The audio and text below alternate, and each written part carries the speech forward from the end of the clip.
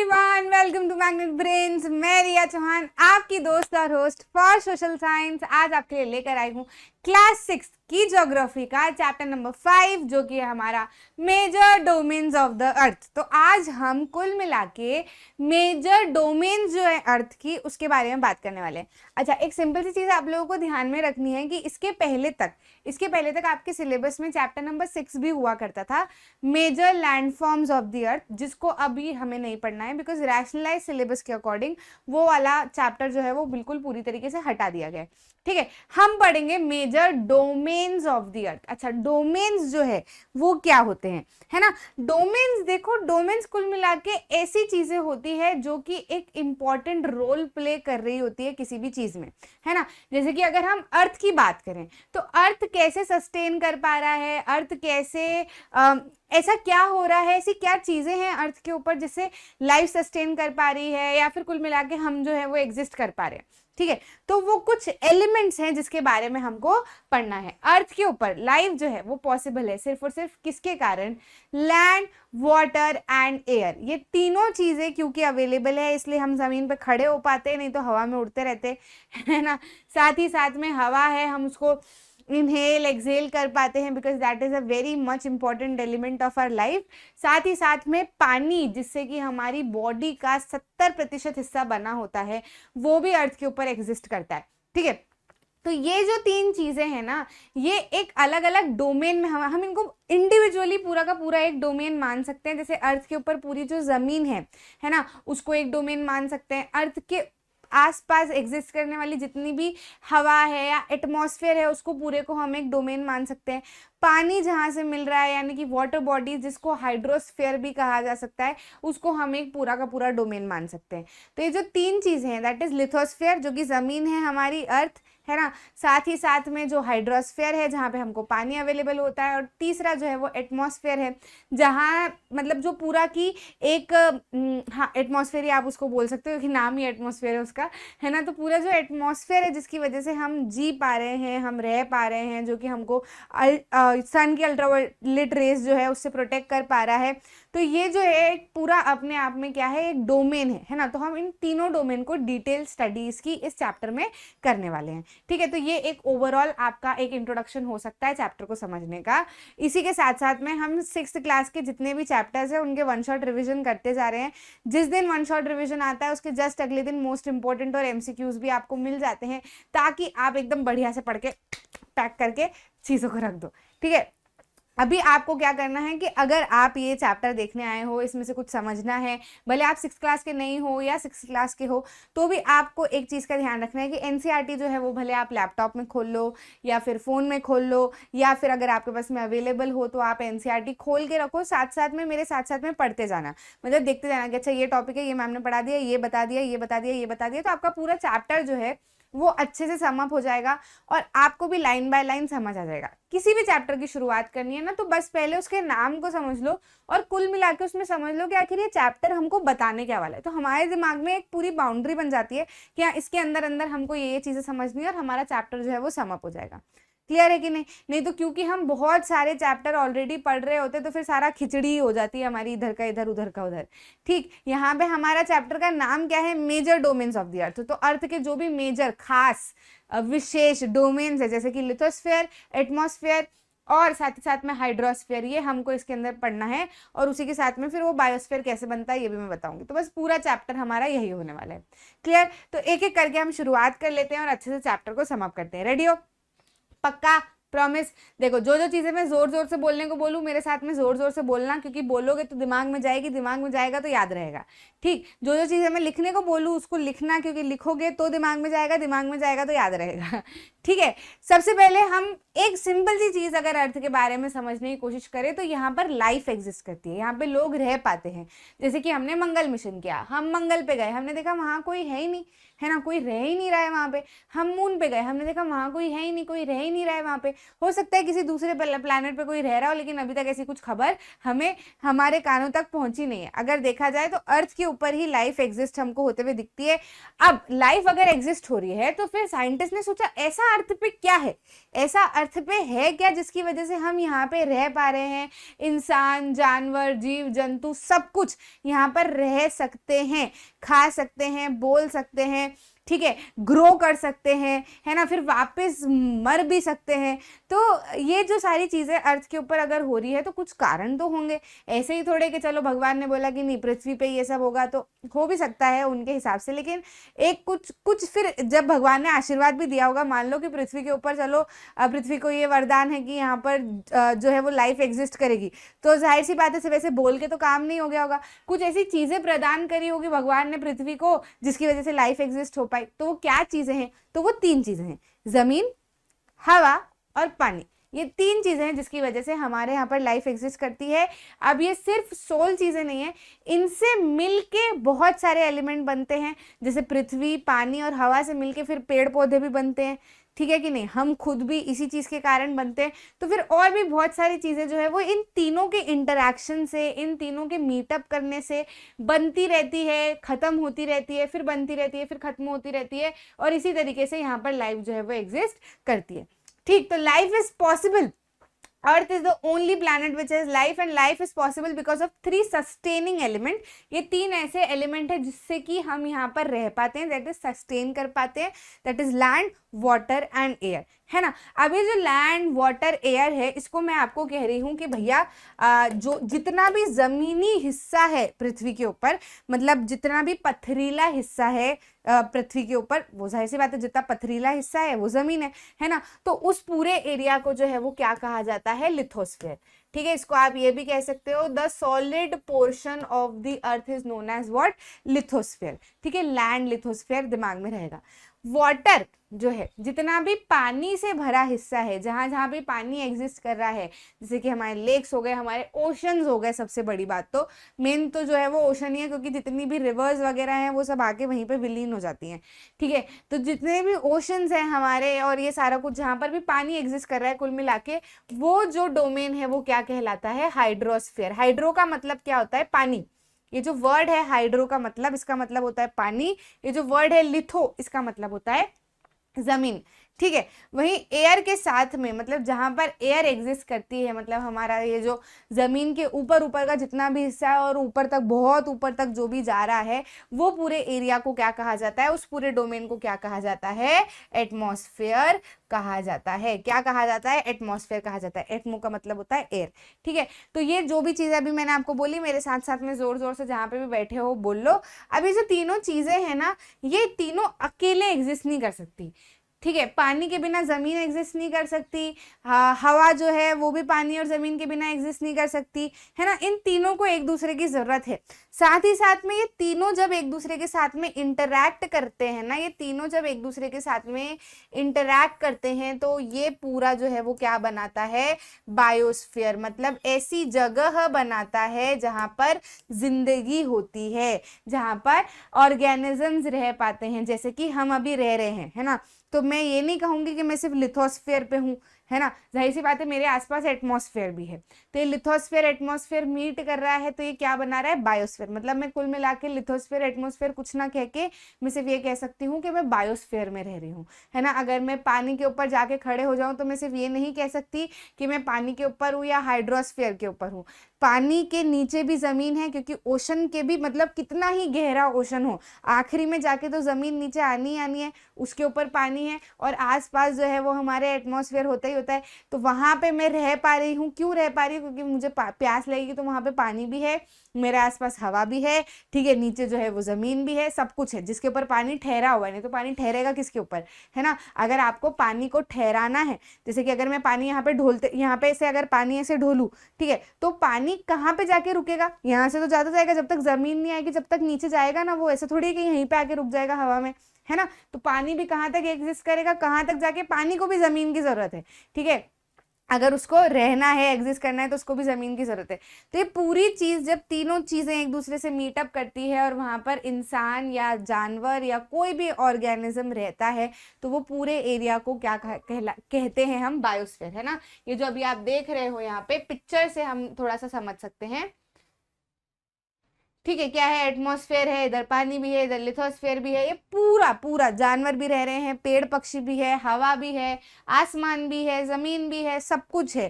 तो ये पूरा का पूरी चीज जब लिथोस्फेयर, एटमॉस्फेयर, लिथोस्फेयर, एटमॉस्फेयर और हाइड्रोस्फेयर तीनों एक दूसरे से इंटरैक्ट करते हैं, मीटअप करते हैं, तो पूरा एरिया जो है वो क्या कहलाता है, बायोस्फीयर कहलाता है। ठीक है, बायो मतलब लाइफ, है ना। जैसे कि अभी मैंने आपको बताया कि लिथो मतलब लैंड, एटमो मतलब एयर एंड हाइड्रो मतलब वाटर, ठीक है। तो तीनों मिलके अगर कुछ बनाएंगे तो जाहिर सी बात है जिंदगी बना रहे हैं वो, है ना, जिसमें लाइफ एग्जिस्ट हो पा रही है। तो वो बायो, बायो शब्द जो है वही क्या कहलाता है, बायो मीन्स लाइफ।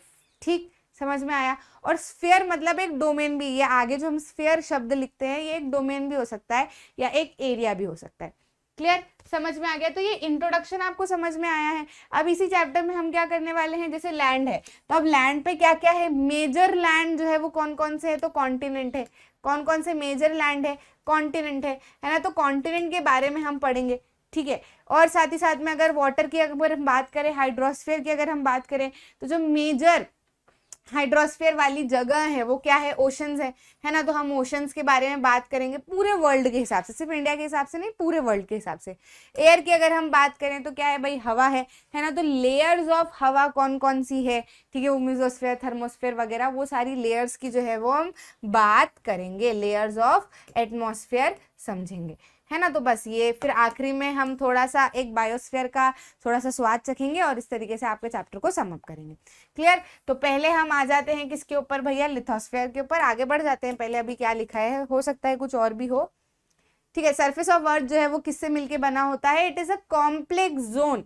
अगर आपसे डेफिनेशन पूछी जाए सरफेस ऑफ अर्थ की, तो आप क्या बोलोगे, ये कॉम्प्लेक्स जोन है। जाहिर सी बात है, कॉम्प्लेक्स है, थोड़ा डिफिकल्ट है। कौन सी चीज कब किससे जुड़ के क्या नई चीज बना रही है, कौन सी चीज कब किससे इंटरेक्ट कर रही है, किस तरीके से इंटरेक्ट कर रही है, ये सब समझना बहुत ज्यादा मुश्किल है कि नहीं, है ना। तो ये अर्थ का जो सरफेस है, यानी कि ये जो जमीन है या फिर जहां पर भी हम रह रहे हैं, ये पूरा का पूरा जो है वो क्या है, एक कॉम्प्लेक्स जोन है, काफी डिफिकल्ट जोन है, which has 3 main components of environment that meet, overlap and interact. ये जो 3 मेन कंपोनेंट्स ऑफ एनवायरनमेंट है, ये 3 मेन कंपोनेंट्स ऑफ एनवायरनमेंट जो है ये क्या करते हैं, ये इंटरैक्ट करते हैं, मीटअप करते हैं, कई बार ओवरलैप भी करते हैं एक दूसरे के ऊपर, और मिलके जो है वो क्या बनाते हैं, बायोस्फीयर बनाते हैं। तो बस इसी के बारे में हमको क्या करना है, पढ़ना समझना है, ठीक है। अगर आपको सरफेस ऑफ अर्थ के बारे में कुछ भी लिखने के लिए बोला जाए तो आप इतना लिख सकते हो उसके अंदर, और जो पुराना अभी हमने पढ़ा था ये भी आप लिख सकते हो। क्लियर है कि नहीं। अब सबसे पहले बात कर लेते हैं हम लिथोस्फीयर की, ठीक है। तो लिथोस्फीयर क्या होता है, सॉलिड पोर्शन, सॉलिड पोर्शन। इनकी डेफिनेशन बिल्कुल अपने को दिमाग में रखनी है। अगर आप नोट्स साथ साथ में बनाते हुए चल रहे हो तो सबसे पहले लिखना इंट्रोडक्शन, उसमें मैंने जो लिखा वो लिखना, फिर नेक्स्ट पॉइंट पे लिखना आप सरफेस ऑफ अर्थ, मैंने जो लिखा था वो लिखना, फिर उसके बाद में आना लिथोस्फीयर के ऊपर, लिथोस्फीयर की डेफिनेशन।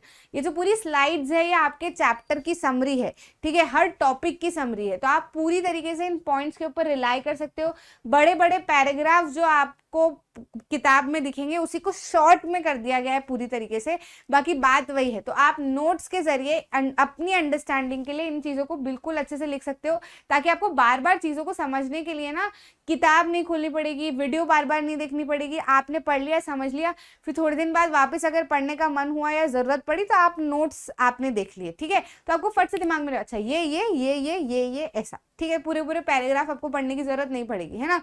तो लिथोस्फीयर क्या होता है, solid portion on which we live, ठीक है। सॉलिड पोर्शन, जो पथरीला हिस्सा है जिसके ऊपर हम रहते हैं, वो क्या कहलाता है, लिथोस्फीयर कहलाता है। लिथोस मीन्स स्टोन, पत्थर, है ना। पत्थर ही है जमीन एक तरीके की, क्या है, रॉक ही है ना। हम क्या बोलते हैं, इग्नियस रॉक और ये सारी चीजों से मिलके जो है वो बना हुआ है ना। मिनरल्स की जब हम बात करते हैं तो अर्थ को जब हम खोदते हैं तो हमको रॉक्स मिलती है, रॉक्स के अंदर मिनरल्स मिलते हैं। तो क्या है, ये जमीन जो है ये एक तरीके का पत्थर ही है। तो इसको क्या कहते हैं हम, लिथोस्फीयर कहते हैं। It comprises rock of earth का जो क्रस्ट है उसका पत्थर कुल मिला के हमको अर्थ पे दिखता है। साथ ही साथ में सॉइल भी कहीं कहीं पे हमको दिखती है ना, कहीं कहीं पे बिल्कुल पथरीला हिस्सा हमको दिखता है, कहीं कहीं पे नरम नरम मिट्टी भी हमको देखने को मिलती है लिथोस्फीयर के ऊपर। Contains nutrient element that sustain organism, ये जो मिट्टी है या फिर ये जो अर्थ का क्रस्ट है, इसमें क्या होता है, इसके अंदर न्यूट्रिएंट एलिमेंट होते हैं जो कि अर्थ के ऑर्गेनिज्म को सस्टेन करने में मदद करते हैं। न्यूट्रिएंट एलिमेंट है सॉइल में, जमीन में, तभी तो हम बीज को जमीन में डालते हैं और वो उग जाता है, ग्रो कर जाता है। जाहिर सी बात है, ग्रो कब करेगा, जब उसको वहां से कुछ मिल रहा होगा तभी वो ग्रो करेगा। अगर वहां से वो कुछ ले ही नहीं पा रहा होगा तो वो ग्रो कैसे कर पाएगा, जाहिर सी बात है नहीं ग्रो कर पाएगा, है ना। तो सॉइल जो है या जमीन जो है उसके अंदर कुछ ऐसे एलिमेंट्स होते हैं, ऐसे न्यूट्रिएंट्स होते हैं जिसको बीज ले लेता है और फिर क्या करता है, ग्रो करता है। जैसे अगर हम बचपन से आगे बढ़ के ग्रो करते हैं तो कैसे ग्रो करते हैं, हम खाना खाते हैं, हम खाना ले पाते हैं तभी ग्रो करते हैं, हम पानी पीते हैं तभी हम ग्रो करते हैं, ठीक। तो अब ये तो हम ह्यूमंस है जो एक दूसरे को दे देते हैं, लेकिन जमीन में गड़ा हुआ सोचो बीज, उसको ऐसा क्या मिलता है, उसको कौन क्या चीजें देता है जो वो ग्रो कर जाता है, जमीन उसको वो चीज प्रोवाइड करती है, सॉइल उसको वो चीज प्रोवाइड करती है, आसपास के पत्थर जो है जो टूट टूट के सॉइल्स बनते हैं वही उसको वो चीजें प्रोवाइड करते हैं। हम ये जो आयरन, स्टील, एल्यूमिनियम, ये जो सारी चीजें हम निकालते हैं ये कहाँ से मिलता है हमको धरती में से ही मिलता है, हम उसी की माइनिंग करते हैं। आप जैसे जैसे बड़ी क्लासेस में जाओगे आपको पता चलेगा कि ये जो धरती है जो मिट्टी से लपेटी हुई है, आपको पूरी की पूरी धरती दिखती है, इसकी जब माइनिंग की जाती है, मिट्टी को थोड़ा साफ किया जाता है तो अंदर से आपको आयरन वगैरह सब कुछ वहीं से मिलता है। तो पूरी की पूरी जिंदगी आप समझ लो हमारी पृथ्वी माता की देन है जिसकी वजह से हम रह पा रहे हैं। वो जो बीज वहां है उसी बीज, वही बीज जब बड़ा होता है तो उसी का खाना बना के हम खाते हैं, नहीं तो हमारे पास में कुछ है नहीं। तो कुल मिला के हमारा खाना, ऑर्गेनिज्म का खाना, सब कुछ जो है वो धरती में से आ रहा है। तो धरती में कुछ तो ऐसे एलिमेंट्स है जिसकी वजह से चीजें ग्रो कर पाती है ना। तो अगर लिथोस्फीयर के बारे में पूछा जाए तो आप लिथोस्फीयर के बारे में ये चीजें लिख सकते हो। क्लियर है कि नहीं क्लियर है? तो ये लाइन समझ में आ गई, contains nutrients element that sustain life, है ना। उसके अंदर कुछ ऐसे न्यूट्रिएंट एलिमेंट होते हैं जिसकी वजह से हम जीवित रह पाते हैं, ठीक। अब लिथोस्फीयर में आता क्या क्या है, आता क्या क्या है, यहाँ आके बच्चे थोड़ा सा कंफ्यूज होते हैं, है ना। तो अब आप अच्छे से समझना। All ocean of earth are connected with one another. Level of sea water remains same everywhere. Elevation of land is measured from sea level taken as 0 and division of earth is in continents and is in ocean basins. अब ये तो मैंने पढ़ दिया, अब madam इसका मतलब क्या है बताते। देखो लिथोस्फीयर में आता क्या क्या है, लिथोस्फीयर में आएगा जहां जहां पर भी पथरीला हिस्सा है, जहां जहां पर भी रॉक है, वो पूरा का पूरा क्या है, लिथोस्फीयर है। क्या है, लिथोस्फीयर है।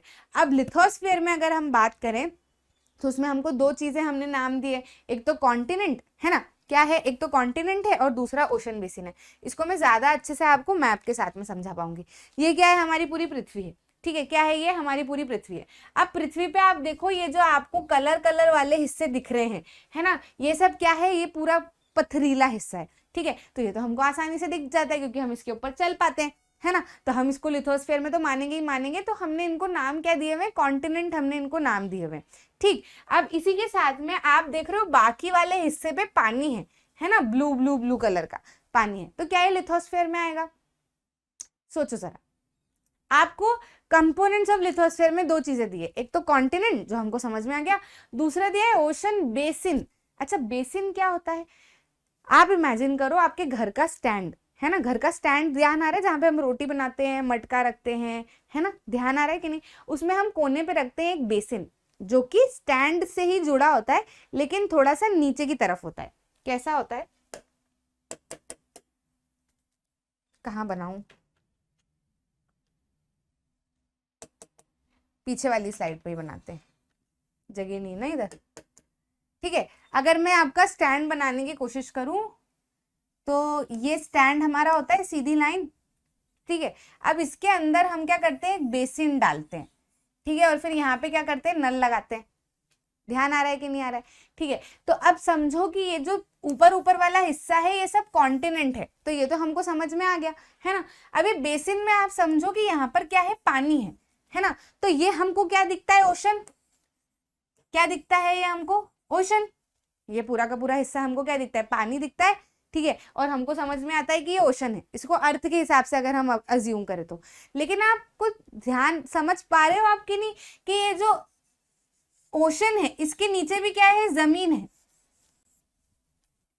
है कि नहीं है जमीन। तो इसी को जब हम हमारे स्टैंड के रूप में देखें तो हमारा पूरा स्टैंड का हिस्सा जो है वो क्या है, कॉन्टिनेंट, उसको आप समझ लो।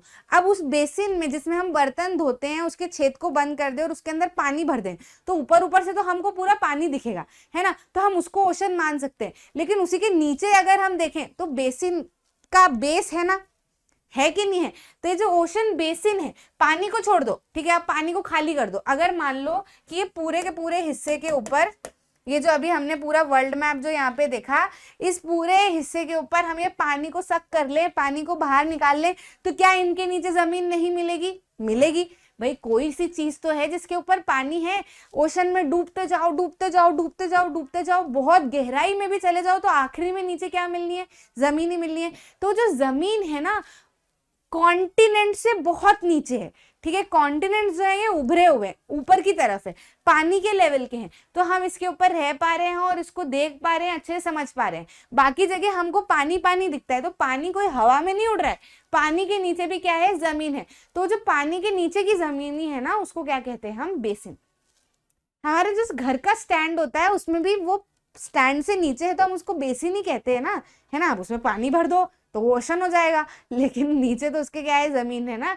तो बेसिकली ओशन का जो पानी है, ओशन का जो पानी है वो हाइड्रोस्फीयर में आता है, लेकिन ओशन के नीचे की जो जमीन है वो लिथोस्फीयर में आती है। समझ गए कि नहीं, बहुत आसान है, सिंपल से सिर्फ इमेजिन करने वाला कंसेप्ट है ना। तो कॉन्टिनेंट हो गए लिथोस्फीयर के अंदर, जो पूरा का पूरा पथरीला हिस्सा है, जैसे कि यूरोप हो गया, एशिया हो गया, अफ्रीका हो गया, ये सब कुछ। साथ ही साथ में ओशन बेसिन, मतलब हम ओशन नहीं कह रहे हैं, ओशन का जो पानी है और ओशन जो है वो तो हाइड्रोस्फीयर में ही आएगा, लेकिन ओशन के नीचे की जो जमीन है जिसपे ओशन बने हैं वो ओशन बेसिन, जो पथरीला हिस्सा है वो क्या कहलाएगा, ओशन बेसिन कहलाएगा। और वो भी किसके अंदर आएगा, लिथोस्फीयर में। क्यों आएगा, क्योंकि लिथोस्फीयर की डेफिनेशन ही ये कह रही है कि अर्थ का जितना भी सॉलिड हिस्सा है, जितना भी अर्थ का सॉलिड पोर्शन है वो क्या कहलाता है, लिथोस्फीयर कहलाता है। तो भाई ओशन के नीचे जो है वो सॉलिड पोर्शन ही है ना, तो उसको भी हम क्या मानेंगे, लिथोस्फीयर ही मानेंगे। ठीक है, तो अब हमको लिथोस्फीयर में मेन क्या पढ़ना है, ओशन बेसिन तो आपको समझ में आ गया। अब उन ओशन बेसिन के कोई नाम नहीं है और वो आप समझ गए कि वो आएगा लिथोस्फीयर में। मेनली हमको जो पढ़ना है वो क्या पढ़ना है, ये कॉन्टिनेंट्स पढ़ने हैं। क्या पढ़ने हैं, कॉन्टिनेंट्स। तो एक एक करके हम ये कॉन्टिनेंट्स पढ़ते हैं, पूरे अर्थ के ऊपर जितने भी कॉन्टिनेंट्स बने हुए हैं। देखो अर्थ जब धरती माता हुई होगी या भगवान ने सारी रचना की होगी तो उन्होंने इनको नाम नहीं दिया होगा, जाहिर सी बात है ना। नाम जो है ये हमने रखे, किसने रखे, हमने खुद ने रखे। क्यों रखे, ताकि क्या हो, हम एडमिनिस्ट्रेशन कर सकें। हम एक जगह से दूसरी जगह अगर हमको जाना है तो मैं बोलूँ वहां जाना है, वहां, तो वहां क्या होता है ना, अगर जगह का नाम होगा तो हम आसानी से बोल पाएंगे ना, यार यूरोप जाना, समझ जाएगा इंसान, अच्छा इंडिया इधर है, यूरोप इधर पड़ेगा, तो वहां से वहां जाना है, ऐसे इतनी दूर जाना है, फलाना फलाना चीज है। तो हम चीजों के नाम क्यों रखते हैं, अपनी अंडरस्टैंडिंग के लिए, है ना। नहीं तो ऐसे अगर अर्थ है, ये कोई कॉन्टिनेंट अलग अलग नहीं है, ये सब एक दूसरे से जुड़े ही हुए हैं, कहीं ना कहीं पूरा पथरीला हिस्सा ही है। जो गड्ढे हैं उनमें पानी भर दिया है तो हमने उनको ओशन बोल दिया है, ठीक है, लेकिन ये है तो कहीं ना कहीं एक दूसरे से जुड़े ही ना। आप ऐसे देखने में आपको लग सकता है कि कॉन्टिनेंट एक दूसरे से बहुत दूर दूर है और अलग अलग है, लेकिन ये दूर दूर अलग अलग नहीं है। ये कॉन्टिनेंट समझ लो कि आप सीधी सीधी रोडे हैं, है ना, और इन रोडों के बीच में बहुत डीप गड्ढे हैं, इन गड्ढों में पानी भर गया है तो इनको हमने ओशन कह दिया है। लेकिन इसका मतलब ये तो नहीं ना कि जब रोड पे गड्ढे हो जाते हैं तो वो एक तरफ रोड है, बीच में गड्ढा आ गया और इधर रोड है, तो इसका मतलब ये तो नहीं ना कि वो दोनों रोड एक दूसरे से जुड़ी हुई नहीं है, जुड़ी हुई है। वो तो नीचे गड्ढे जो है वो भी तो कहीं ना कहीं जुड़ा, दोनों को जोड़ ही रहा है ना, बस बीच में पानी भर गया है। तो ये सारे के सारे कॉन्टिनेंट्स और ये पूरी जमीन जो है वो एक ही है, बस यहाँ पे बड़े बड़े गड्ढे हैं, इनमें पानी भर गया है, और ये जमीन है जिनको हमने अलग अलग कॉन्टिनेंट के नाम दे दिए हैं हमारी सुविधा के लिए, हमारे अच्छे से रहने के लिए और चीजों को समझने के लिए।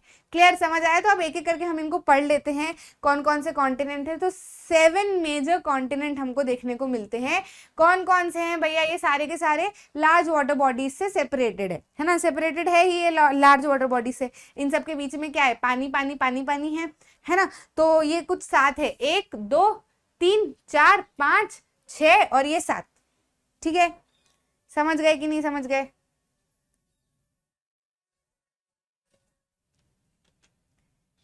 हाँ समझ गए, पढ़े एक एक करके, है ना।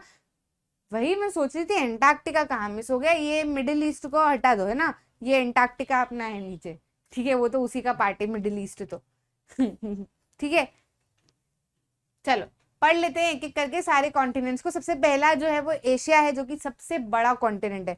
आप देखो पूरे वर्ल्ड मैप में, पूरे वर्ल्ड मैप में आपको सबसे बड़ा हिस्सा कौन सा दिख रहा है। देखो इसमें ना आपको क्या है, अलग अलग कलर कर दिए गए हैं ताकि आपको आसानी से समझ आए कि किसका हिस्सा कहाँ तक जा रहा है। तो येलो येलो कलर में ये जो यहाँ तक का पूरा हिस्सा दिख रहा है ये नॉर्थ अमेरिका है ना। एशिया इधर की साइड में जहाँ पे भी येलो येलो कलर है वो पूरा का पूरा कौन सा है, एशिया है। जहाँ पर्पल कलर है ये पीछे तक भी आपको कहीं ना कहीं ये छोटा सा हिस्सा भी आपको पर्पल वाला दिख रहा होगा यहाँ पे, तो ये क्या है, मतलब ये ऑस्ट्रेलिया और ओशेनिया है ये पूरा हिस्सा जो है, ठीक है। ये क्या है, ये अफ्रीका है, इधर छोटा टुकड़ा, इधर दो छोटे से टुकड़े यहाँ पे बारीक से आपको दिख रहे होंगे, ये बड़ा टुकड़ा आपको दिख रहा होगा, ये क्या है, अफ्रीका है। ये साउथ अमेरिका है ना। साउथ अमेरिका का छोटा सा ऐसा रेड रेड यहाँ पर भी दिख रहा है हमको, तो ये क्या कहलाएगा, साउथ अमेरिका का हिस्सा कहलाएगा, ठीक है। समझ आया कि नहीं। पूरा ग्रे में जो नीचे दिख रहा है वो क्या कहला रहा है, एंटार्क्टिका कहला रहा है। तो ये कलर इसलिए कर दिए ताकि एक दूसरे के पार्ट भी हमको आसानी से विजिबल हो, है ना। तो अब हम इनको पढ़ लेते हैं। Greater part of the land relies in northern hemisphere, ये एमसीक्यू के लिए बहुत ही ज्यादा इंपॉर्टेंट पॉइंट है। ऐसे छोटी छोटी सी लाइंस हम मिस कर देते हैं। Greater part of land relies in northern hemisphere, तो नॉर्दर्न हेमिस्फीयर को लेके तो किसी को कोई डाउट नहीं है, हम पढ़ के आए हेमिस्फीयर सारे, है ना। इक्वेटर क्या करता है, अर्थ को जो है वो दो पार्ट में डिवाइड कर देता है, ऊपर वाला नॉर्दर्न हेमिस्फीयर, नीचे वाला सदर्न हेमिस्फीयर। तो इक्वेटर कहाँ दिख रहा है, इक्वेटर ये रहा हमारा 0 डिग्री, ठीक है। ये जो 0 डिग्री है ये क्या है, इक्वेटर है। अब ये इक्वेटर के ऊपर वाला जो पूरा हिस्सा है ये वाला, ये क्या है, नॉर्दर्न हेमिस्फीयर, और ये जो नीचे वाला हिस्सा है पूरा ये क्या है, सदर्न हेमिस्फीयर, पूरा एंटार्क्टिका तक सब कुछ क्या है, सदर्न हेमिस्फीयर। तो आप देखो बहुत सारे कॉन्टिनेंट का बहुत सारा हिस्सा तो नॉर्दर्न हेमिस्फीयर में हमको दिख रहा है ना। सदर्न में तो सिर्फ छोटा सा ऑस्ट्रेलिया है जो सबसे छोटा हिस्सा है, अफ्रीका का आधा हिस्सा है, और साउथ अमेरिका और एंटार्क्टिका है जो कि बहुत छोटा है। बाकी इतने बड़े बड़े नॉर्थ अमेरिका, यूरोप, अफ्रीका का आधा हिस्सा, ठीक है, एशिया, सब कुछ जो है वो कहाँ पे आ रहा है, नॉर्दर्न हेमिस्फीयर में आ रहा है। तो ये क्वेश्चन कई बार ऐसे पूछ लिया जाता है कि large part of the land relies और लाइज इन विच हेमिस्फीयर, तो you have to keep in mind northern hemisphere. अब ये चीजें रटने की है क्या, नहीं रटने की है। अगर आपको नहीं भी पता हो तो आप बेसिक कंसेप्ट तो समझते हो ना, नॉर्दर्न हेमिस्फीयर क्या होता है, ठीक है। बेसिक कंसेप्ट इक्वेटर का भी समझते हो, वर्ल्ड मैप भी आपको थोड़ा बहुत तो दिमाग में होगा ही होगा, इक्वेटर भी आपको दिमाग में होगा कि वर्ल्ड मैप पे इक्वेटर कहाँ पे आता है। तो बस हम आंसर अपने हिसाब से निकाल सकते हैं ऐसी सिचुएशन में, हमको लफड़ा में फंसने की जरूरत नहीं है ना। अब सबसे पहले बात कर लेते हैं एशिया की, तो एक एक करके हम सातों कॉन्टिनेंट पढ़ेंगे। एशिया की अगर हम बात करें तो एशिया में बताया गया है it is the largest continent.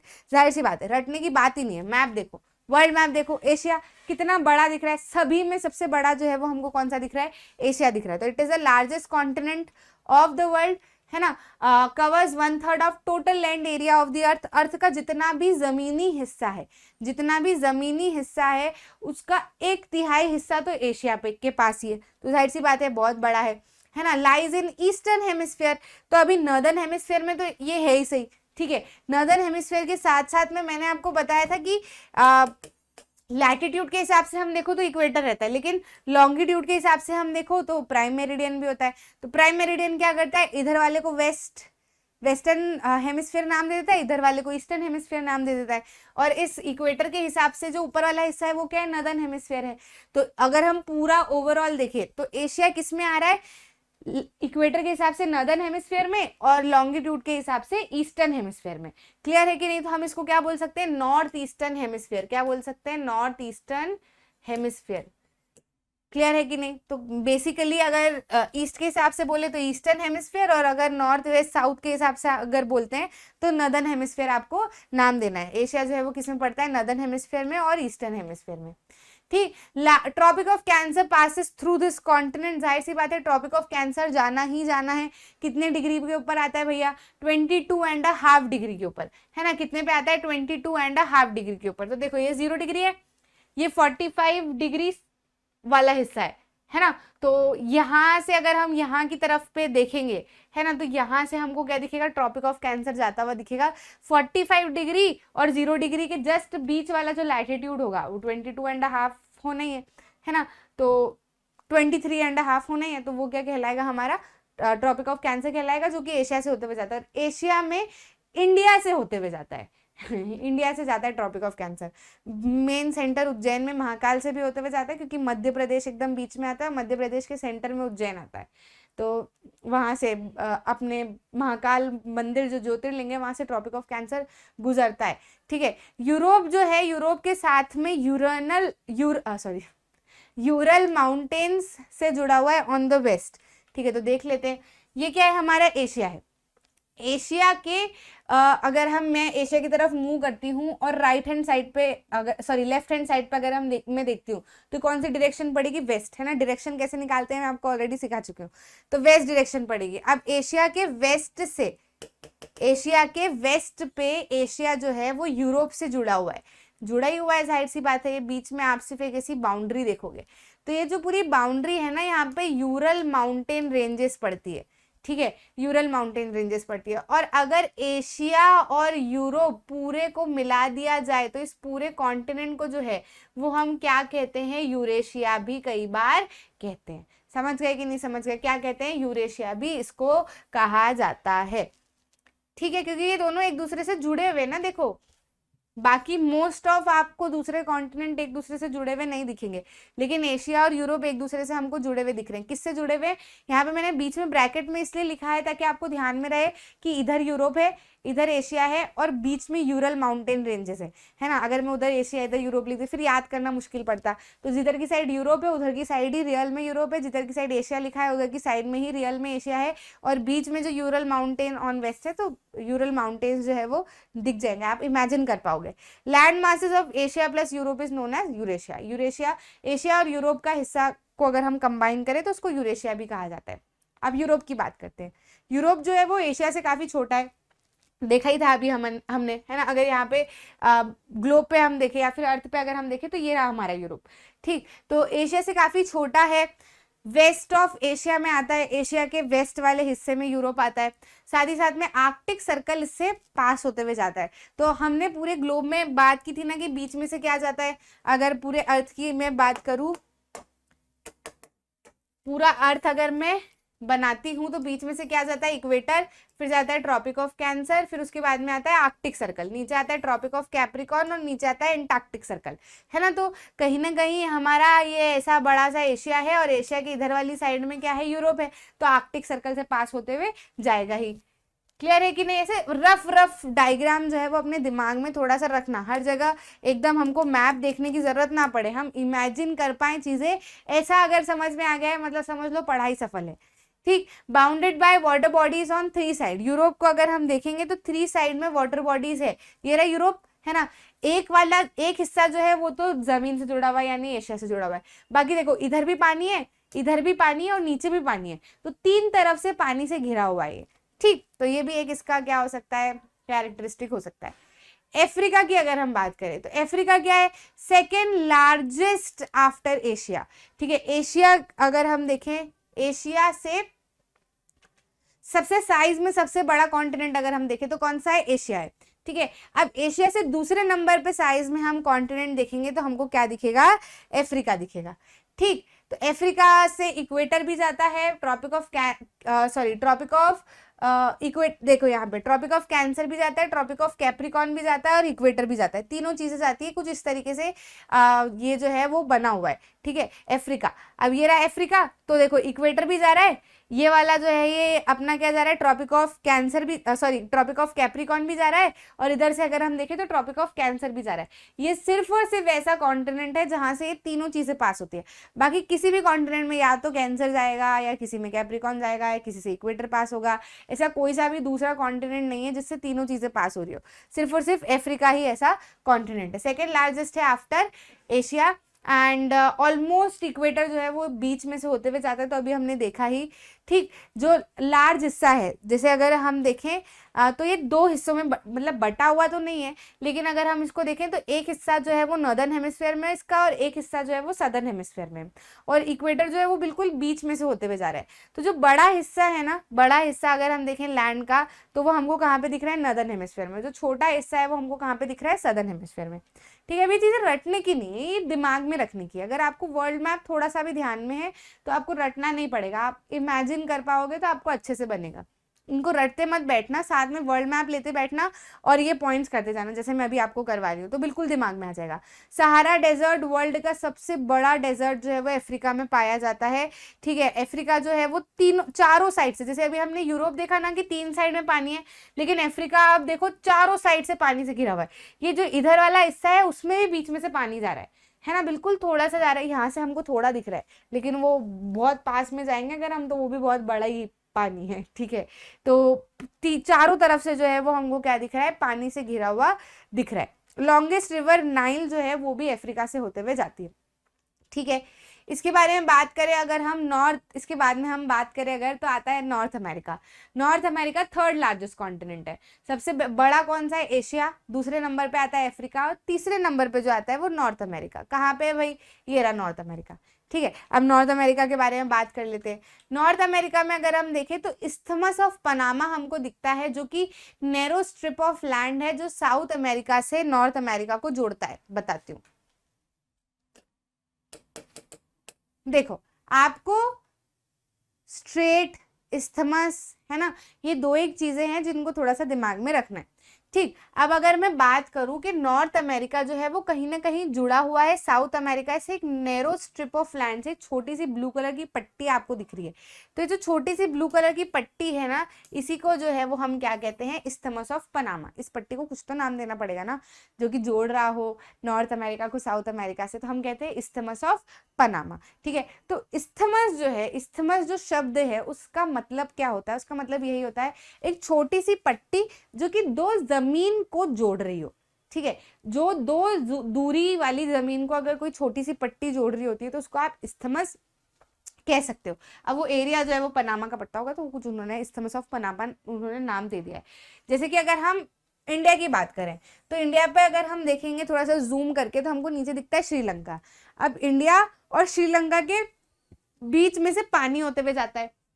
ठीक है, तो पानी जो है वो इधर की साइड में अलग ओशन है, पूरा तो खैर इंडियन ओशन ही है, लेकिन इधर की साइड में अगर हम देखें तो बे ऑफ बंगाल है, और इधर की साइड में अगर हम देखें तो अरेबियन सी पड़ता है। पड़ता है कि नहीं पड़ता है, ये दो अलग अलग है। तो इन दोनों का पानी जो है वो बीच में से होते हुए जाता है, यहाँ पे आके मिलता है एक दूसरे से, तो हम उसको क्या कहते हैं, स्ट्रेट कहते हैं। ठीक है, तो ऐसी नैरो ओपनिंग जिससे कि दो वाटर बॉडीज एक दूसरे से मिलती है उसको क्या कहा जाता है, स्ट्रेट कहा जाता है। ठीक, आगे भी हम पढ़ते रहेंगे, लेकिन मैं इस्थमस ऑफ पनामा बताया तो साथ में बता दूं, नहीं तो फिर आप कंफ्यूज होते फिरते हो। ठीक, तो ध्यान रखना, इस्थमस क्या है, एक जमीन का टुकड़ा है जो कि दो जमीन के टुकड़ों को जोड़ता है। लेकिन स्ट्रेट क्या है, एक नैरो ओपनिंग है, मतलब खुला इलाका है जो कि दो वाटर बॉडीज को एक दूसरे से जोड़ता है। क्लियर, अब वो पार्क स्ट्रेट इसको नाम दे देते हैं, तो अलग अलग स्ट्रेट, जैसे बहुत सारी जगह पे बहुत सारे स्ट्रेट मिलेंगे जो दो वाटर बॉडीज को जोड़ रहे हैं, बहुत सारे इस्थमस मिलेंगे जो कि दो जमीन को जोड़ रहे हैं, तो इनको ध्यान में रखने के लिए उसको इस्थमस ऑफ पनामा नाम दे दिया है, और इसको जो है वो पार्क स्ट्रेट नाम दे दिया, PALKSTRAIT। ठीक है, अफ्रीका हो गया था। नॉर्थ अमेरिका में हम बात कर रहे थे, तो नैरो स्ट्रिप ऑफ लैंड है जो कि साउथ अमेरिका से जोड़ती है, completely lies in northern and western hemisphere. अब मैं वर्ल्ड मैप नहीं दिखा रही, इमेजिन करो वर्ल्ड मैप है, बीच में से क्या जा रहा है, प्राइम मेरिडियन, और ऐसे क्या जा रहा है, इक्वेटर। नॉर्थ अमेरिका हमको इधर दिख रहा है, तो प्राइम मेरिडियन क्या करेगा, इधर वाले को वेस्टर्न हेमिस्फीयर बताता है, और इक्वेटर के ऊपर वाले को क्या बताता है, नॉर्दर्न हेमिस्फीयर। तो नॉर्थ वेस्टर्न हेमिस्फीयर हो गया ना, जैसे इधर वाला एशिया जो है वो नॉर्थ ईस्टर्न हेमिस्फीयर में, तो इधर वाला किस में आ जाएगा, नॉर्थ वेस्टर्न हेमिस्फीयर में। 3 ओशंस सराउंडेड, है ना। अगर हम देखें तो यहाँ पे साइड की बात नहीं की जा रही, यहाँ पे नंबर ऑफ ओशन बताए जा रहे हैं। ठीक है, ये जो है इधर हमको कौन सा दिखेगा, अटलांटिक ओशन। ठीक है, कौन सा दिखेगा इधर, अटलांटिक ओशन। उधर ऊपर की तरफ हमको दिखेगा आर्कटिक ओशन, और इधर वाली साइड में हमको कौन सा दिखेगा, पैसिफिक ओशन। ठीक है, तो 3 ओशन क्या कर रहे हैं, इसको सराउंड कर रहे हैं, 3 ओशन से घिरा हुआ है ये भाई, तीनों ओशनों का पानी है इसके आसपास। ठीक, अब बात करें अगर साउथ अफ्रीका की, तो साउथ अमेरिका की, तो पूरी तरीके से सदर्न हेमिस्फीयर में आता है, नीचे की तरफ आता है। ठीक है, देखो ये मैंने यहाँ पे आपको और क्लोजली बताया हुआ है, इस्थमस, ठीक है। ये क्या है, ऊपर वाला नॉर्थ अमेरिका है, ठीक है, और नीचे वाला क्या है, साउथ अमेरिका है। और देखो दोनों एक दूसरे से ये इस लाइन से जुड़े हुए हैं, बीच में दिख रही होगी आपको, मैं ड्रॉ नहीं कर रही हूँ, सर्कल बना देती हूँ, दिख रहा है ये, ठीक है। तो इसको क्या कहा जाता है, इस्थमस ऑफ पनामा कहा जाता है। ये क्या है, एक नैरो स्ट्रिप ऑफ लैंड है, ये खुद भी एक जमीन ही है जो कि दो जमीनों को जोड़ता है, ठीक। पूरी तरीके से जो है वो सदर्न हेमिस्फीयर में आता है, साउथ अमेरिका, पैसिफिक और अटलांटिक ओशन इसको ईस्ट और वेस्ट से सराउंड करते हैं। एंड जो वर्ल्ड का सबसे बड़ी माउंटेन रेंज है वो रन करती है in the length of north to south. जैसे कि अगर हम यहाँ पे देखें तो आपको एक ऐसा बिल्कुल लाइट कलर का एरिया दिख रहा है ना। तो ये जो लाइट कलर का एरिया है ये पूरा क्या है, माउंटेन रेंजेस है, इसको क्या कहा जाता है, एंड्स कहा जाता है, ठीक है। ये वर्ल्ड लार्जेस्ट माउंटेन्स है, यहाँ पे हमको एंड्स में देखने को मिलते हैं, ठीक है। वर्ल्ड के जितने भी बड़े बड़े माउंटेन्स हैं वो हमको एंड्स में हम देख सकते हैं, हमको पा सकते हैं, हम वहां पे जाके देख सकते हैं उनको, ठीक है। तो ये साउथ अमेरिका का जो नॉर्थ हिस्सा है वहां से साउथ हिस्से तक एंड की रेंजेस जो है वो जाती है, क्लियर है कि नहीं। तो बस यही पूरा जो है वो क्या है, साउथ अमेरिका के बारे में है। अगर हम बात करें लास्ट में ऑस्ट्रेलिया, लास्ट में नहीं अभी एंटार्क्टिका बाकी है, ऑस्ट्रेलिया की अगर हम बात करें तो ऑस्ट्रेलिया सबसे छोटा है, क्या है, सबसे छोटा है, it is the smallest continent. Largest continent कौन सा था, एशिया। सेकेंड लार्जेस्ट कौन सा था, अफ्रीका। थर्ड लार्जेस्ट कौन सा था, नॉर्थ अमेरिका। और सबसे छोटे की अगर हम बात करें, सबसे छोटे वाले की, तो वो क्या है, ऑस्ट्रेलिया है। It is the smallest continent, पूरी तरीके से सदर्न हेमिस्फीयर में लाई करता है, surrounded by seas and ocean in all the side. और इसको एक आइलैंड कॉन्टिनेंट, इतना छोटा है कि इसको एक आइलैंड कॉन्टिनेंट भी कहा जाता है, देखो बहुत ही छोटा सा है। अब ऑस्ट्रेलिया जो है, ऑस्ट्रेलिया भी कहा जाता है उसको, ओशेनिया भी कहा जाता है, क्योंकि ऑस्ट्रेलिया के आसपास आप देखोगे बहुत छोटे छोटे पर्पल कलर के आपको डॉट्स दिख रहे होंगे, तो छोटे छोटे आइलैंड्स है, उसको भी आप ओशेनिया में ही मान के चलते हो, ठीक है। तो पूरे एरिया को ऑस्ट्रेलिया मिला के जो छोटे छोटे पूरे एरियाज हैं इनको क्या कहा जाता है, ओशेनिया भी माना जाता है, ठीक है। वहीं अब हम आखिरी में अगर बात करें एंटार्क्टिका की, तो बड़ा कॉन्टिनेंट है, छोटा नहीं बोल सकते आप, बिल्कुल नीचे की तरफ हमको देखने को मिलता है ना, मतलब पूरा साउथ पोल ही आप उसको बोल सकते हो, ठीक है। Lies completely in southern hemisphere, south pole lies almost at the centre, मतलब साउथ पोल जो एक्सिस की हम बात करते हैं ना, नॉर्थ पोल और साउथ पोल, तो साउथ पोल करीब करीब इसके सेंटर पे पाया जाता है ना। Covered with thick ice sheet, मैंने आपको बताया है कि जो पोल्स हैं वहां पे बहुत बर्फ मिलती है, क्योंकि वो किस में आता है, फ्रिजिड जोन में आता है ना, वहां पे धूप ना के बराबर ही पड़ती है, ठीक है। तो जाहिर सी बात है, थिक आइस शीट होनी है, धूप नहीं है तो फिर वो पानी थोड़े होगा वहां पे, बर्फ ही होनी है, ठीक। सदर्न रीजन में आता है, नो परमानेंट ह्यूमन सेटलमेंट है, क्योंकि जाहिर सी बात है वहां पे जब इतनी बर्फ है, रहने के लिए बिल्कुल आप कोई एग्जिस्टेंस ही नहीं है वहाँ पे, तो ह्यूमन सेटलमेंट हमको वहाँ पे देखने को मिलता ही नहीं है। लेकिन वहाँ पर रिसर्च जो है वो बहुत ज़्यादा की जाती है, क्योंकि बहुत सारी अलग अलग चीज़ें वहाँ पे होती रहती हैं, तो बहुत सारी कंट्रीज़ ने, बहुत सारे कॉन्टिनेंट्स ने अपने अपने जो है वो रिसर्च सेंटर वहाँ पे बनाए हुए हैं। जैसे इंडिया ने मैत्री और दक्षिण गंगोत्री के नाम से वहाँ पर अपना रिसर्च सेंटर बनाया हुआ है। तो अगर MCQ में क्वेश्चन पे आ जाता है कि which are the research centres made by India in Antarctica, ठीक है, तो आपको नाम याद रखना है, मैत्री और दक्षिण गंगोत्री। ऐसे जैसे इंडिया ने मैत्री और दक्षिण गंगोत्री बना रखा है, ऐसे बहुत सारी अलग अलग कंट्रीज ने अपने अपने रिसर्च सेंटर्स वहां पे बनाए हुए। इंडिया का जो रिसर्च सेंटर है उसका नाम मैत्री और दक्षिण गंगोत्री है, ठीक है। तो ये क्या हो गए, हमारे 7 कॉन्टिनेंट हो गए। अब हम आ जाते हैं किसके ऊपर, हाइड्रोस्फीयर के ऊपर।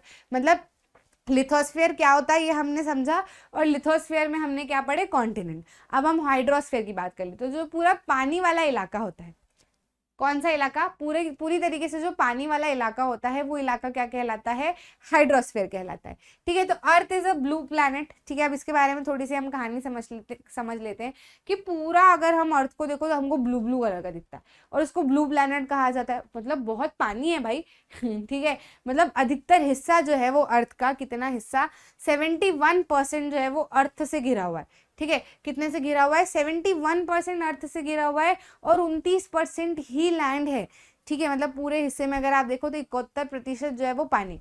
फिर भी हम कहते रहते हैं कि पानी की कमी है, तो कैसे पानी की कमी है भाई, इतना पानी है, तो फिर पानी की कमी हमको कैसे, तो देखो पानी जो है वो अलग अलग तरीके का है। हमको पानी की कमी हमको पानी की कमी इसलिए लगती है क्योंकि जिस तरीके के पानी की हमको ज़रूरत है उसकी कमी है, ठीक है। रियल में पानी की कमी नहीं है, लेकिन हमको पानी चाहिए फ्रेश वाटर, जिसको हम पी सके, जिससे हम हमारी डेली एक्टिविटीज़ कर सकें, वो इतना नहीं है। ये 71% जो है, अगर इसको हम अपना खुद का 100% माने तो इसमें 97%, इस 71% का 97% पानी जो है वो तो ओशन में ही पाया जाता है। मतलब वो पूरा का पूरा ओशनिक वाटर है, और ओशनिक वाटर को आप यूज़ नहीं कर सकते, अच्छा है नहीं कर सकते, क्योंकि अगर उसको भी यूज़ कर पाते तो हम उसकी भी 12 बजा देते पूरी तरीके से। वो किसी काम का नहीं है हमारे, है ना। तो भगवान ने उसको किसी काम का हमारे इसलिए नहीं रखा है क्योंकि वो जो एक्वेटिक लाइफ है उसके काम का है। अगर वो पानी भी हमारे काम का होता ना तो हम उसकी तो पूरी बंटा ढार कर देते, मतलब हम वहाँ पे एक्वेटिक लाइफ को भी नहीं रहने देते। हम मछलियों को, बड़े बड़े वेल्स वगैरह सबको पता नहीं कहाँ ही फेंक के आते, पता नहीं क्या ही करते, क्योंकि हम जो है वो इंसान है, हम अपने मतलब के लिए कुछ भी कर लेते हैं। तो भगवान ने बोला ये तो है, इनके ऊपर बिल्कुल भरोसा नहीं किया जा सकता। अपन जैसे उनके बच्चे हैं भगवान के बनाए हुए, ऐसे वो भी उनके बच्चे हैं भगवान के बनाए हुए, ठीक है। तो भगवान ने बोला वो पानी कोई ऐसा बना देता हूँ कि कोई हाथ ही ना डाले वहाँ पे, मेरे जो दूसरे बच्चे हैं वो वहाँ पे बढ़िया से रहे, ठीक है। तो जो बड़े बड़े एक्वेटिक एनिमल्स हैं वो वहाँ पे अच्छे से सर्वाइव कर पाते हैं, और हमारे लिए उस पानी को नहीं रखा है। हमको बोला तुमको ज़मीन दी है, सब कुछ दिया है, तुम करते रहो तुमको जो करना है, ठीक है। 97% जो है वो कहाँ पे पाया जाता है, वो ओशन वाटर में ही पाया जाता है। बहुत खारा पानी होता है, हमारे काम का वो बिल्कुल भी नहीं है। बचा हुआ जो 3% है उसमें से मोस्ट ऑफ द पानी जो है वो ग्लेशियर्स में हमको थिक आइस शीट के फॉर्म में मिलता है, ठीक है। कहाँ पे मिलता है? ग्लेशियर्स में मिलता है। अच्छा, आप सीधे सिंपली इससे भी समझ सकते हो कि जितना पूरा पानी है, ठीक है, जितना भी पूरा अर्थ के ऊपर पानी है उसका 97% जो है वो तो ओशन में ही है। बचा हुआ जो है वो करीब 2.5 या 3% हमको पानी दिखेगा जो कि फ्रेश वाटर है। अब उसमें से वो फ्रेश वाटर है वो भी आइस और ग्लेशियर्स में चिपका हुआ है, मतलब बर्फ उसकी बनी हुई है, तो वो भी हम नहीं यूज कर पाते। तो करीब करीब हमको ½ % ही जो है वो कहीं ना कहीं हमको पानी मिलता है, या 1% ही हमको पानी मिलता है, फ्रेश वाटर मिलता है, जिसमें से भी बहुत सारा हिस्सा जो है वो हमारी ज़मीन में है, ग्राउंड वाटर में बहुत सारा हिस्सा जो है वो लेक्स में है। तो ऐसे ऐसे करके जो है वो पानी फंसा हुआ है, और बहुत ही छोटा सा हिस्सा जो है वो रिवर्स के फॉर्म में हमारी पूरी लैंड के बीच में दौड़ता रहता है, ठीक है, जो भी जाके बाद में ओशन में मिल जाता है ना। तो भगवान ने दुनिया तो बहुत सुंदर बनाई है, मतलब उन्होंने ओशन बना दिए कि वहाँ पे उनकी एक्वेटिक लाइफ रहे। फिर उन्होंने ये भी सोचा होगा कि इनके पास में पानी कैसे जाए, अगर ओशन में ही रखूंगा तो ये तो कैसे भी खारे पानी को ही ठीक ठाक करके भी यूज़ कर लेंगे। तो इन्होंने बोला चलो ऐसा करते हैं, कहीं कहीं पे ग्लेशियर्स बना देते हैं, फिर ग्लेशियर्स में से पानी पिघल पिघल के जो है वो इनके पास में समय समय पे जाता रहेगा। अगर पूरा ही पानी इकट्ठा इनको दे देंगे तो ये इसकी भी 12 बजा देंगे। तो इसलिए थोड़े पानी को क्या करते हैं, ग्लेशियर बना के रखते हैं यही पिघल पिघल के जाएगा और वहाँ पे जाएगा। और फिर उसकी भी उन्होंने सिस्टम जमाया है कि ये पानी जो है ये सारा वेस्ट करेंगे, पूरा यूज़ करेंगे, अब ये जाएगा कहाँ। तो उन्होंने बोला इसको वापस मैं ओशन में ही बुलाता हूँ तो ही ठीक रहेगा, नहीं तो इसकी भी पूरी 12 बजा देंगे ठीक है। तो मतलब सिस्टम तो देखो बहुत सही जमाया हुआ है। अब आप कितनी चीज़ों के पीछे साइंस लगाओगे, कितनी चीज़ों के पीछे साइंस लगाओगे, लगा ही नहीं सकते हो, सब उसी की माया है ठीक है। तो ये क्या है, कुल मिला के हमारे हाइड्रोस्फीयर की स्थिति है कि हमारे पास में बहुत छोटा पोर्शन हमको मिलता है। तो अब चलो छोटा पोर्शन, हम हमारी बात तो हम करते रहते हैं, अभी बात कर लेते हैं ओशन की, ठीक है, जो कि एग्जिस्ट कर रहा है, बहुत बड़ी जगह पे हिस्सा है। क्योंकि हमको किसकी बात करनी है, हमको हाइड्रोस्फीयर की बात करनी है, तो हम उसी चीज़ की बात करेंगे ना जहाँ पे सबसे ज़्यादा मिलता है ठीक है। तो ओशन में सबसे ज़्यादा पानी हमको देखने को मिलता है, तो हाइड्रोस्फीयर जो है वो बेसिकली पानी और ओशन वाला हिस्सा ही कहलाएगा, ठीक है। तो ओशन में हमको 3 तरीके के मूवमेंट्स देखने को मिलते हैं, जैसे कि टाइड्स हो गया, ओशनिक करंट्स हो गए, वेव्स हो गई, है ना। तो ये कुछ मूवमेंट हम ओशन में देखते रहते हैं, जिसकी वजह से कई बार सुनामी या फिर जो हमारा मॉनसून वगैरह है ये भी कहीं ना कहीं इन्हीं की वजह से आता है, ठीक है। तो मेजर पार्ट ऑफ हाइड्रोस्फीयर जो है वो ओशन में पाया जाता है। सारे के सारे ओशंस एक दूसरे से इंटरकनेक्टेड है, वो तो मैं आपको बता ही चुकी हूँ, ठीक है। मेन चीफ मूवमेंट्स ओशन में देखने को मिलते हैं टाइड्स, वेव्स और ओशन करंट्स, ठीक है। अब ओशंस में अगर हम बात करें तो हमको ये ओशंस 5 मेन ओशन देखने को मिलते हैं। हमने कॉन्टिनेंट की बात की थी ना, तो वो ऑर्डर में बात नहीं करी थी हमने एशिया, फिर यूरोप, फिर अफ्रीका, फिर north America, south America, Antarctica, Australia, ऐसे बात की थी। तो वो साइज में नहीं है, ठीक है, वो रैंडम हमने बात की हुई है। लेकिन ये जो ओशन के नाम है ना, पैसिफिक, अटलांटिक, इंडियन, सदर्न और आर्कटिक, ये साइज के हिसाब से, मतलब पैसिफिक सबसे बड़ा है, अटलांटिक उससे छोटा है, इंडियन उससे छोटा है, सदर्न उससे छोटा है और आर्कटिक ओशन सबसे छोटा है। ठीक है, तो आप साइज के हिसाब से भी इसको दिमाग में रख सकते हो। वहां कॉन्टिनेंट में सबसे बड़ा कौन सा था? एशिया, फिर नॉर्थ अमेरिका, फिर अफ्रीका, और लास्ट वाला हमको पता है सबसे छोटा जो है वो कौन सा है? ऑस्ट्रेलिया। ठीक है, बाकी सारे जो है वो बीच बीच में कहीं पे आते हैं। अब हमको जो क्योंकि डिफाइन नहीं किया है तो फिर मैं नहीं बताऊंगी आपको। ठीक है, फिर से हमको ये मैप भी बीच बीच में आगे देखना पड़ेगा कि कौन सा किधर है।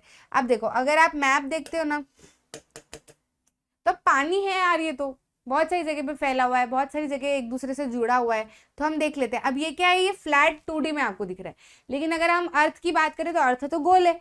ठीक है, तो जैसे ये अटलांटिक है, अटलांटिक ओशन है तो वो ऐसे ऐसे फैला हुआ है। आर्कटिक ओशन है तो यहाँ दिख रहा है। अब इसको अगर हम जोड़ देते तो ऊपर ऊपर की तरफ पूरे पे क्या है? आर्कटिक ओशन है। समझ रहे हो कि नहीं? तो आर्कटिक ओशन कहाँ तक जाएगा? एशिया तक भी जाएगा, इधर नॉर्थ अमेरिका तक भी जाएगा। समझ रहे हो कि नहीं? अब इधर क्या है? ये पैसिफिक ओशन है। ठीक है, वहां पे पैसिफिक ओशन है, अब यहाँ पे भी पैसिफिक ओशन लिखा हुआ है।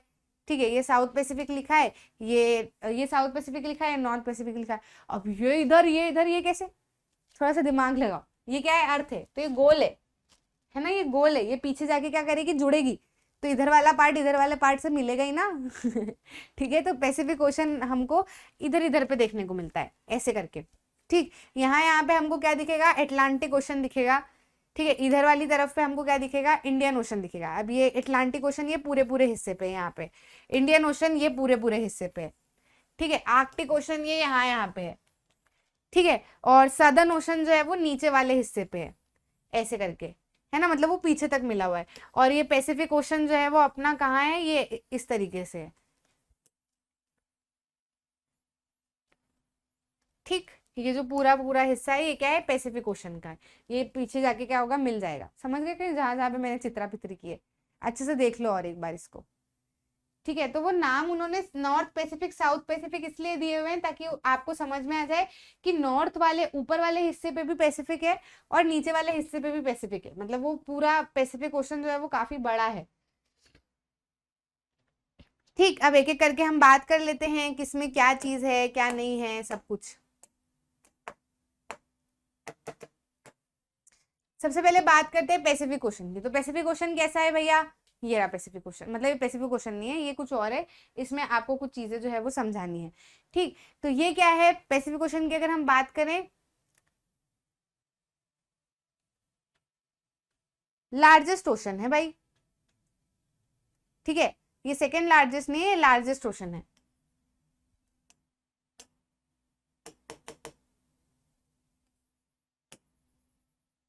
ठीक है, क्या है? लार्जेस्ट ओशन है। एस शेप में हमको जो है ये देखने को मिलता है।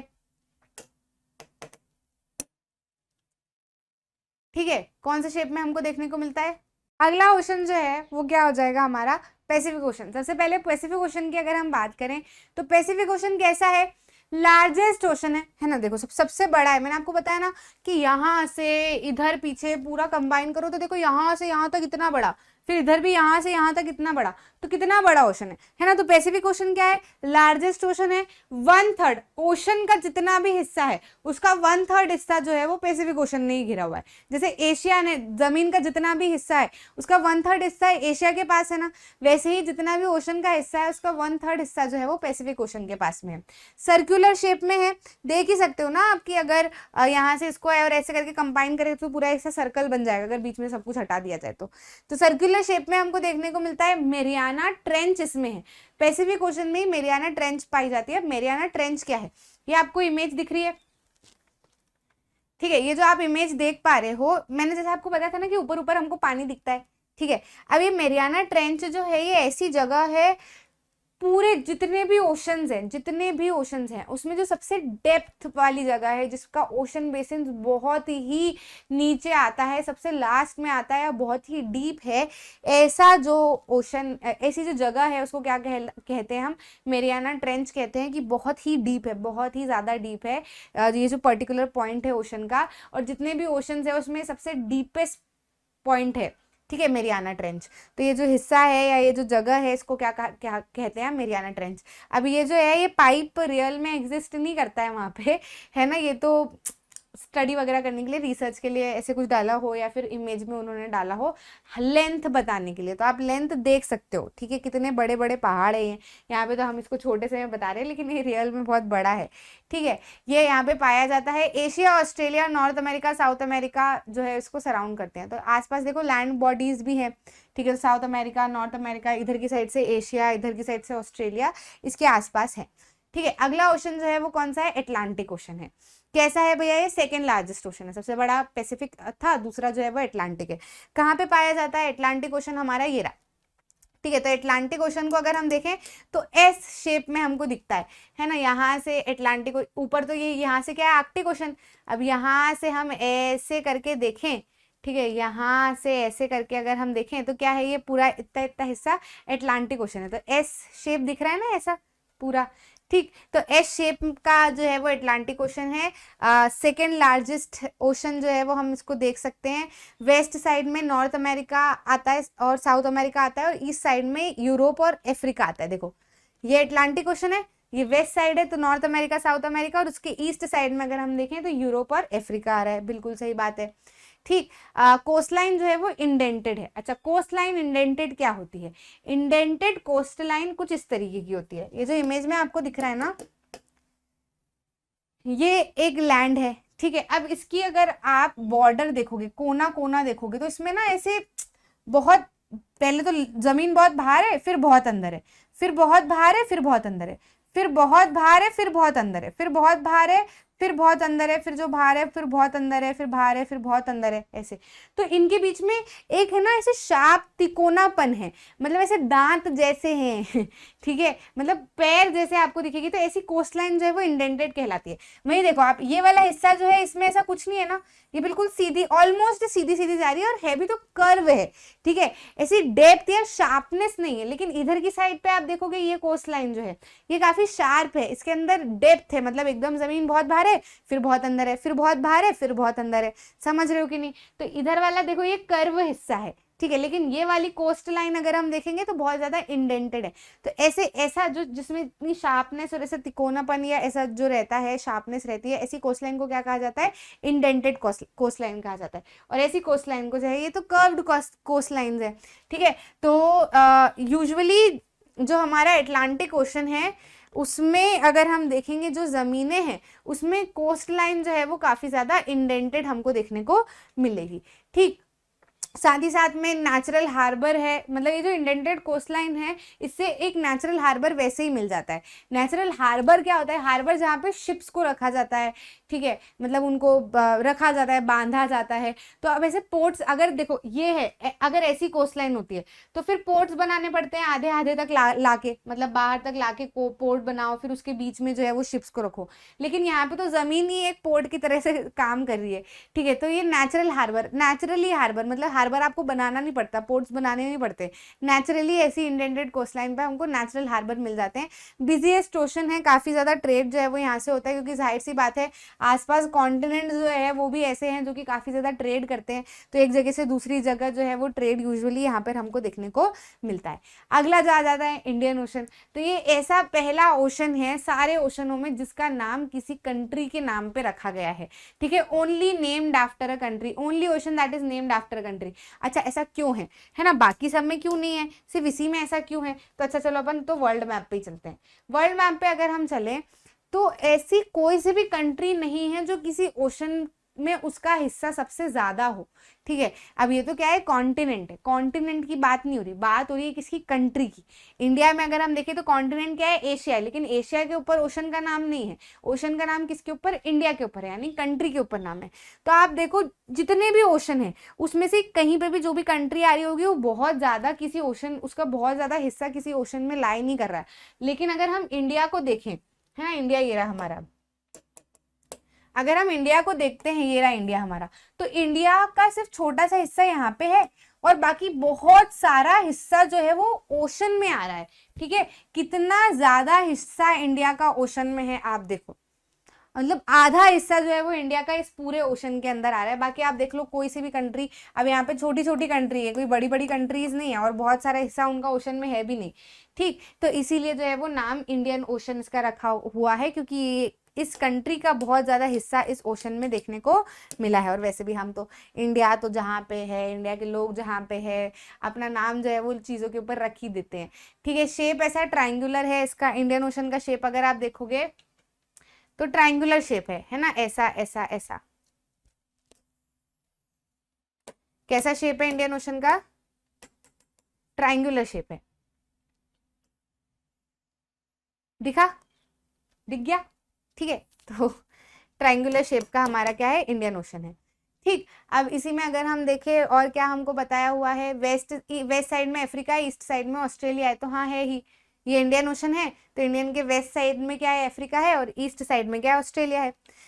अब इन चीजों को याद मत करना, देखो मैप और ये थोड़ा सा दिमाग में रखो तो आपको दिमाग में रहेगा। सदर्न ओशन की अगर हम बात करें तो एंटार्क्टिका को एनसर्कल करता है। एंटार्क्टिका कहाँ है भैया, ये रहा एंटार्क्टिका। अब एंटार्क्टिका आपको 2D में दिख रहा है, लेकिन एंटार्क्टिका है कैसा एक्चुअल में, नीचे से अगर हम देखें तो ऐसा है ना। तो ये एंटार्क्टिका के आसपास जो ये पूरा ओशन है ना, ये कौन सा ओशन है, सदर्न ओशन है। तो एंटार्क्टिका को क्या कर रहा है, एनसर्कल कर रहा है, अगर पूरा नीचे 3D में अगर हम इसको देखते हैं तो। चल जा भाई, ये ऐसे, ठीक है, समझ गए कि नहीं? अब एकदम कर करके बताना पड़ता है, नहीं तो पता नहीं समझ आए कि नहीं आए, भगवान जाने। पता भी नहीं है, लाइव भी नहीं है कि वहीं के वहीं हाथों हाथ पूछ लो अपन। ठीक है, तो सदर्न ओशन इसको एक्सटेंड करता है नॉर्थवर्ड 60 डिग्री साउथ लैटिट्यूड तक जाता है। आर्कटिक ओशन की अगर हम बात करें तो बिल्कुल टॉप पे मिलता है, ऊपर वाली तरफ, जैसे नीचे सदर्न ओशन है ऐसे ऊपर की तरफ पूरे नॉर्थ पोल की साइड में आर्कटिक ओशन है। ठीक है, तो ये क्या कर रहा है, आर्कटिक सर्कल के अंदर लोकेट करता है, साथ ही साथ में नॉर्थ पोल को सराउंड करता है। नीचे जो सदर्न ओशन था वो एंटार्क्टिका को सराउंड कर रहा था, लेकिन आर्कटिक ओशन जो है उसके आसपास, उसके बीच में कोई जमीन नहीं है, वहाँ एंटार्क्टिका इसलिए हमने एंटार्क्टिका बोल दिया, लेकिन वहाँ कोई जमीन नहीं है, वहाँ सिर्फ नॉर्थ पोल है। तो नॉर्थ पोल को एनसर्कल करता है ये, connected to Pacific Ocean by Bering Strait. ठीक है, पैसिफिक ओशन से कनेक्टेड है। अब बेरिंग स्ट्रेट क्या होता है, स्ट्रेट मैंने आपको क्या बताया था, स्ट्रेट जो है वो ऐसा एरिया होता है, ऐसी ओपनिंग होती है जो कि दो वाटर बॉडीज को कनेक्ट करती हो। जैसे मैंने इंडिया और श्रीलंका के बीच में आपको बताया था, उसको क्या कहते हैं, पाक स्ट्रेट कहते हैं। अब मैंने बोला ना, कहते हैं उसको स्ट्रेट ही है, लेकिन क्योंकि बहुत सारी जगह पर हमको ऐसे स्ट्रेट मिलेंगे तो हर स्ट्रेट का हमने नाम रख दिया। जो इंडिया और श्रीलंका के बीच में अरेबियन सी और बे ऑफ बंगाल का पानी कनेक्ट करता है उसको क्या कहते हैं, पाक स्ट्रेट कहते हैं। लेकिन अगर यहीं पे हम आर्कटिक ओशन का पानी और पैसिफिक ओशन का पानी जहां पे मिलता है रशिया और अलास्का के बीच में, ठीक है, ये जो बीच में की ये ओपनिंग जा रही है, तो इधर की तरफ पैसिफिक आ जाएगा और इधर की तरफ क्या आ जाएगा, अपना आर्कटिक ओशन आ जाएगा। ठीक है, तो ये दोनों पानी को मिला रहा है, तो इस स्ट्रेट को क्या नाम दिया इन्होंने, बेरिंग स्ट्रेट, क्योंकि इधर बेरिंग सी भी पाई जाती है। ठीक, तो नाम उन्होंने अपने हिसाब से रख लिए हैं। Bounded by northern coast of North America and Eurasia, तो वही लोकेशन के हिसाब से समझ में आया। तो ये सारे क्या हो गए हमारे ओशंस। तो हमने हाइड्रोस्फीयर में क्या पढ़ा कि बहुत सारा अर्थ में पानी पानी है, लैंड से ज़्यादा पानी है, लेकिन पानी जो है वो हमारा काम का नहीं है, भगवान ने उसको एक्वेटिक लाइफ के लिए दिया हुआ है कि भैया तुम जानो, तुम्हारा पानी जाने, तुमको कोई छेड़ेगा नहीं, है ना। बहुत कम पानी ह्यूमंस के हिस्से में आया है और ज़रूरी भी है, क्योंकि हमारे पास में जो चीज़ ज़्यादा होती है हम उसको बर्बाद कर देते हैं, इतने कम को भी हमने बर्बाद कर ही दिया।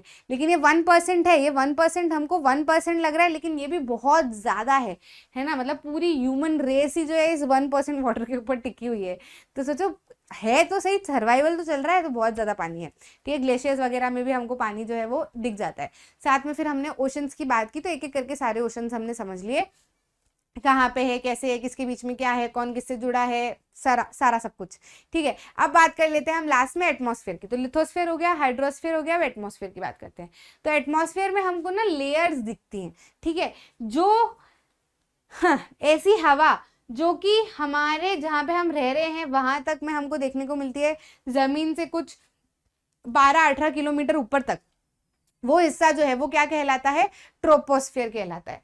ट्रोपोस्फियर से थोड़ा सा ऊपर चलते हैं, या फिर जमीन से करीब 11 किलोमीटर और 50 किलोमीटर तक की रेंज में अगर हम देखें तो हमको क्या दिखता है, स्ट्रेटोस्फियर। ठीक है, उसके ऊपर अगर हम जाएं 80-90 किलोमीटर तक में, तो वो उतना हिस्सा हमको क्या दिखता है, मेसोस्फियर। फिर 880-90 से 800 किलोमीटर तक में अगर हम जाएंगे तो हमको क्या दिखेगा, थर्मोस्फेयर। और सबसे ऊपर 800 से 3000 तक में अगर हम जाएंगे तो हमको दिखेगा एग्जॉस्फेयर। अब वहां तक हम जा नहीं सकते वहां तक सैटेलाइट वगैरह चलती है, स्पेसशिप चलती है एग्जॉस्फेयर में। थर्मोस्फेयर में अगर हम बात करें तो नॉर्दर्न लाइट्स आपने सुनी है, तो वो थर्मोस्फेयर से हमको दिखती है, बिल्कुल खुला आसमान होता है तब हम उसको देख पाते हैं। मिजोस्फेयर में मीटियोर्स, एस्ट्रॉइड्स वगैरह, ये मीटेरोलॉजिकल रॉकेट वगैरह ये हमको दिखते हैं। साथ ही में स्ट्रेटोस्फेयर में हमारा जो ये बलून वगैरह, एयर बलून जो है, एरोप्लेन्स, तो स्ट्रेटोस्फेयर तक जाता नहीं है, ट्रोपोस्फेयर में ही रहता है, बहुत ऊपर हो जाएगा स्ट्रेटोस्फेयर तो। ठीक है, ट्रोपोस्फेयर में जो है वो हमको हमारे पैसेंजर वगैरह, प्लेन्स वगैरह ये उड़ते हुए दिखते हैं। ठीक, तो एक्चुअल में एटमॉस्फेयर है क्या? It is the earth is surrounded by layer of gases called atmosphere. ये जो थिन लेयर है ये ब्लैंकेट की तरह काम करती है और बहुत ज़्यादा हमारे प्लैनेट का एक इम्पॉर्टेंट एस्पेक्ट है। मतलब ये एटमॉस्फेयर होना इतना ज़्यादा ज़रूरी है क्योंकि सन जो है, आप देखो कितना दूर है, कितना दूर है, बहुत ही ज़्यादा दूर है, लेकिन फिर भी कितनी गर्मी उसकी हम यहाँ तक महसूस कर पाते हैं। तो ये तो एटमॉस्फेयर है जिसने हमको बहुत सारी उस गर्मी से बचाया हुआ है। अगर एटमॉस्फेयर नहीं होता, ये जो लेयर नहीं होती, ठीक है, ये थिन शीट नहीं होती, तो हम उससे भी नहीं बच पाते, मतलब जल ही जाते।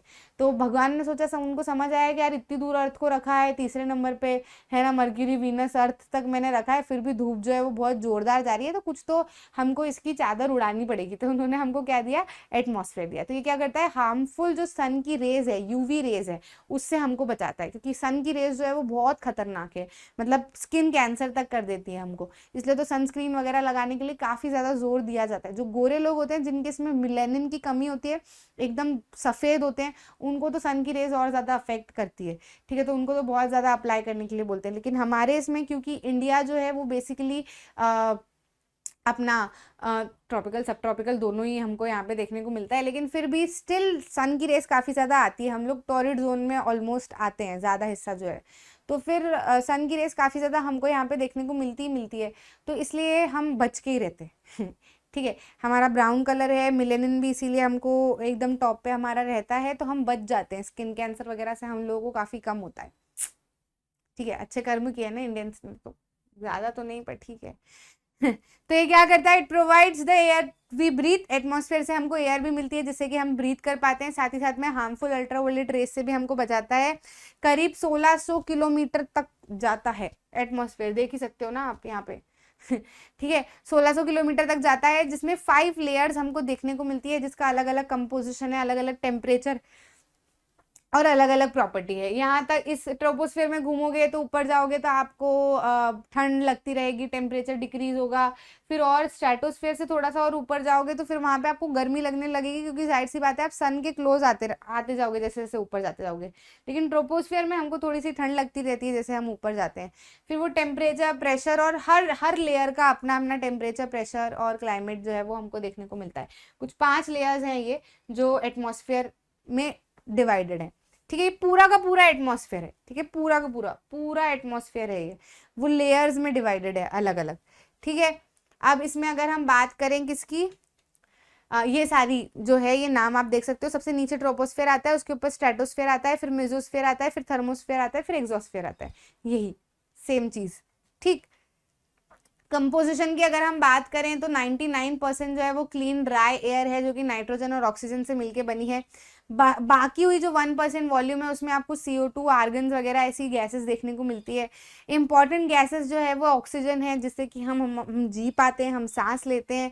नाइट्रोजन जो है वो इम्पॉर्टेंट है for the growth of living organism. आप देखोगे सॉइल में बहुत ज़्यादा नाइट्रोजन पाया जाता है, उसी से लिविंग ऑर्गेनिज्म जो है वो सस्टेन कर पाते हैं। कार्बन डाइऑक्साइड ऐसे तो हार्मफुल है लेकिन ज़रूरी भी है।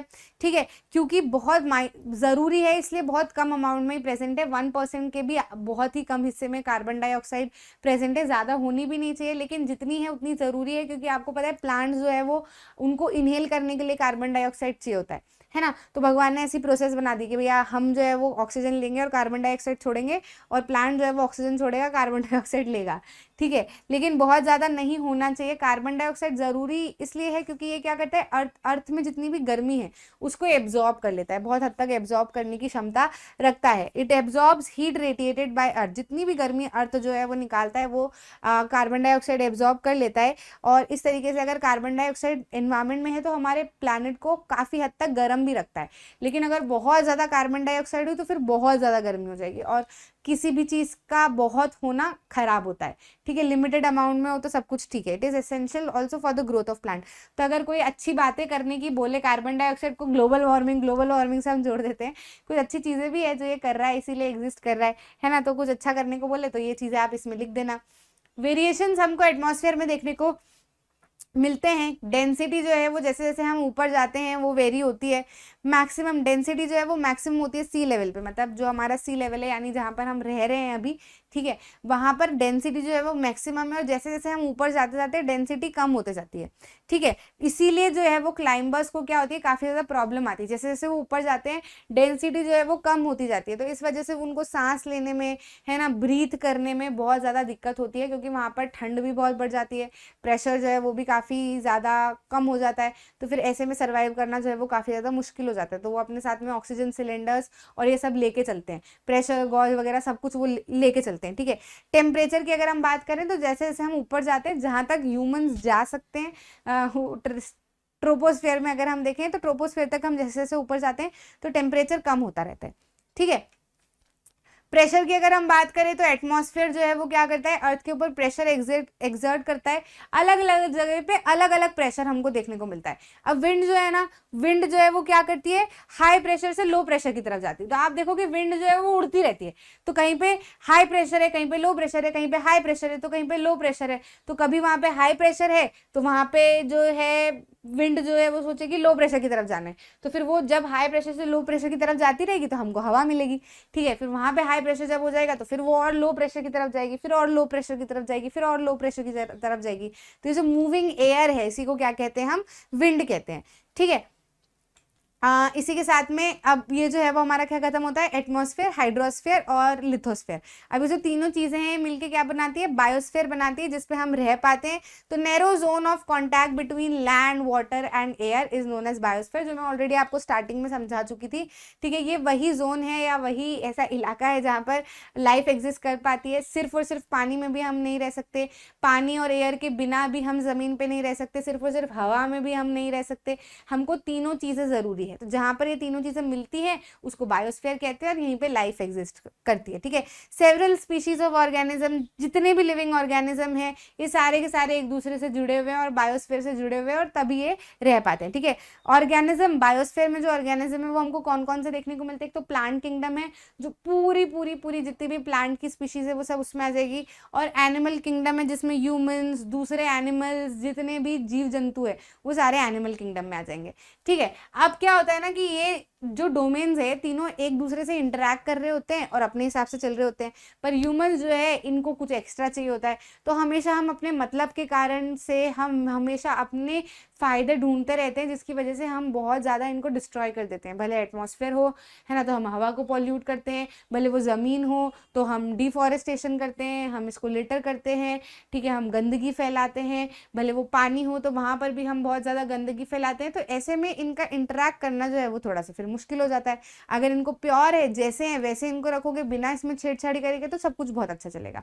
लेकिन अगर इनमें कुछ भी आप इंटरफेरेंस करते हो, इनके कंपोजिशन को बिगाड़ते हो, कुछ भी इंटेंशनली या अनइंटेंशनली, ठीक है, किसी भी कारण से अगर इनका कंपोजिशन बिगड़ रहा है तो फिर वो कहीं ना कहीं हमको अफेक्ट बहुत ज़्यादा करता है, ठीक है। तो कैसे अफेक्ट करता है भैया, आपने ट्रीज कट करी है ना, आप ट्रीज जो है वो क्या है, ज़मीन से एकदम जड़ों से जुड़ी हुई है, न्यूट्रिएंट्स उनका चल रहा है, उनकी पूरी प्रोसेस चल रही है। अब आपने ट्रीज को उखाड़ के फेंक दिया तो अब ज़मीन जो है वो क्या हो जाएगी, लूज हो जाएगी। पहले वो टाइट थी रूट्स के कारण, अब वो लूज हो गई, तो पानी आएगा तो ये पेड़, पहले पेड़ होते तो वो इस पानी को रोक लेते, लेकिन अब वो पानी नहीं है, तो फिर ऐसे में क्या होता है, पानी आता है तो वो रुक नहीं पाता है, तो फिर वो फ्लड में कन्वर्ट हो जाता है, बहता जाता है बहता जाता है बहता जाता है, रुकता नहीं है। जब वो रुकता नहीं तो जाहिर सी बात है फ्लड होगा। आसाम में फ्लड क्यों आते हैं, डिफॉरेस्टेशन के कारण, ठीक है। वहां पे आपको पेड़ पौधे जो है वो भयंकर कमी आपको वहां पे देखने को मिलेगी। तो सीधे पानी आता है तो बह के शहरों में जाता है। अब वहां पे अगर कुछ रोकने का हो तो वो रोक ले, ठीक है, सॉइल जो है वो काफ़ी ज़्यादा लूज पड़ चुकी है, ऐसे में बहुत ज़्यादा प्रॉब्लम्स होती है। Cutting down of forest for woods in agriculture, इसकी वजह से बहुत ज़्यादा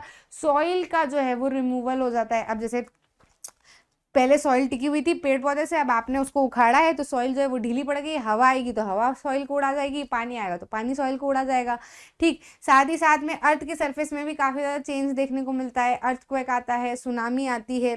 ठीक, डिजास्टर, हम क्या करते थे, बिल्कुल डिस्चार्ज पानी में, रिवर में, लेक में, हमको ऐसा लगता है कि हमको जो चीज़ नहीं रखनी है कहाँ फेंके, तो इनके पास में जाके फेंक देते हैं। तो हम ये नहीं समझते कि वहाँ वो चीज़ भी हमारी है, वो जो पानी है वो भी हमारा ही है, जो हम रह रहे हैं ये सब चीज़ अगर वहाँ पे भी हम गंदी करेंगे तो वो कहीं ना कहीं फेस तो जो है वो हम ही को करना पड़ेगा। जैसे आपने घर की सफाई करने के लिए नालों में अगर आपने कचरा डाला तो वो नाले ब्लॉक हो जाएंगे, फिर पानी आएगा तो वही नालों में से पानी भर भर के आपके घरों में वापस जाएगा। तो वो नाले, वो रोड, ये नदियाँ, ये जंगल, ये सब अपने हैं, सिर्फ अपने घर को हमें अपना नहीं मानना है। ये पूरी दुनिया जो है, ये पूरी धरती जो है ये हमारी है। अगर हम यहाँ पे रह रहे हैं तो कहीं पर भी कोई भी प्रॉब्लम होती है तो वो हमको फेस करनी है। ऐसा नहीं है घर में आके बंद हो जाओगे तो नहीं होगा, फ्लड आएगा ले डूब जाएगा, सुनामी आएगी ले डूब जाएगी, अर्थक्वेक आएगा ले डूब जाएगा, है ना। तो जो भी चीज़ें हैं, जो भी फैक्टर्स, अगर इन्वायरमेंट में कुछ भी चेंज होता है तो वो एक एक ह्यूमन बीइंग को अफेक्ट करता है। इसलिए पूरे इन्वायरमेंट को हमको अपना घर मानना चाहिए, सिवाय हमारे घर के। ठीक, emissions from industries and thermal power plant के कारण भी हम एयर को बहुत ज़्यादा पल्यूट कर देते हैं। ठीक है, हवा में गंदगी जा रही है, सब दूर गंदगी जो है वो जा रही है, फिर हवा में आपने छोड़ दिया कि चलो फैक्ट्री को क्लीन करते हैं, हवा में छोड़ देते हैं, तो बाहर जाओगे तो वही हवा फिर तुम्ही को ब्रीथ करनी है। जो रहेगा सब यहीं रहेगा, कुछ भी बाहर नहीं है कि आपने बाहर फेंक दिया, बाहर कर दिया, वहां बाहर भी आप ही को जाना है, बाहर भी आप ही को रहना है। आप आज आपको नहीं अफेक्ट कर रही है तो कल आने वाली आपकी जनरेशन को अफेक्ट करेगी, लेकिन अफेक्ट जरूर से करेगी। ठीक है, तो हमको इनको यूज करना है, बाकायदा इनको यूज करना है, लेकिन तमीज से। ठीक, कार्बन डाइऑक्साइड जो है वो इंपॉर्टेंट कंस्टिट्यूएंट है एयर का, लेकिन बहुत ज़्यादा नहीं होना चाहिए। इंपॉर्टेंस अभी हमने पढ़े, लेकिन बहुत ज़्यादा नहीं होना चाहिए। अगर बहुत ज़्यादा हो जाता है तो फिर ग्लोबल टेम्परेचर बढ़ जाता है ना, क्योंकि वो क्या करता है, हीट को एब्जॉर्ब करता है। अभी हीट एब्जॉर्ब किया जा रहा है, किया जा रहा है, किया जा रहा है, तो फिर वो है तो हवा में ही, तो फिर वापस टेम्परेचर बढ़ेगा, है ना। तो हमको अर्थ पे कम से कम कार्बन डाइऑक्साइड रिलीज करनी है, जितनी नेचुरली है उतनी रहने दो, लेकिन हमारी तरफ से एक्स्ट्रा कार्बन डाइऑक्साइड नहीं बननी चाहिए। जैसे कि एसीज हम यूज करते हैं, रेफ्रिजरेटर्स हम यूज करते हैं, कोई सी भी ऐसी चीज, गाड़ी वगैरह हम यूज कर रहे हैं जिससे ऐसी हार्मफुल गैसेस रिलीज हो रही हैं, तो फिर उसमें ग्लोबल टेम्परेचर बढ़ेगा, ग्लोबल वार्मिंग होगी, ग्लेशियर्स पिघलेंगे, बहुत ज्यादा पानी आएगा, फ्लड आएगा, सुनामी आएगी, सब कुछ होगा। ठीक, तो we need to limit the use of resources of earth to maintain balance of the nature between domains of lithosphere, atmosphere and hydrosphere। तो जो डोमेन्स है ये अपने हिसाब से काम कर रहे हैं, इनको करने दो। एक्स्ट्रा अपनी एक्टिविटी से अगर कुछ भी प्रॉब्लम आती है तो फिर वो दिक्कत देगी, जिसकी हम बात कर चुके हैं। ठीक, तो यहाँ पे आपका चैप्टर होता है समाप्त। ठीक है, तो इसी तरीके से किंडरगार्टन से लेकर 12th तक एनटीएससी ओलंपियाड सभी कुछ हमारे यहाँ पे एकदम फ्री ऑफ कॉस्ट है। तो आई होप आपको चैप्टर अच्छे से समझ में आए हैं। जो भी प्रॉब्लम है, अच्छा बुरा जो भी आपको लग रहा है, कुछ डाउट रह गया है, तो आप बेझिझक कमेंट सेक्शन में बता सकते हो, मैं वहीं रिप्लाई करने की कोशिश करूंगी। नहीं होगा तो अगर कुछ बड़ी चीज़ है तो उसके ऊपर हम फिर से वीडियो बना लेंगे। तो आप बिल्कुल बेझिझक अपने एडवाइस जो है वो कमेंट्स में डाल दिया करो, तो मैं पढ़ लूंगी, समझ लूंगी, लगेगा तो मैं वहीं पे समझा दूंगी। अच्छा लगा तो लाइक करना, शेयर करना अपने दोस्तों के साथ में, और चैनल को सब्सक्राइब जरूर करना ताकि आप ऐसे कोई भी इंपॉर्टेंट वीडियो को मिस ना कर जाओ। मिलते हैं अगले वीडियो में।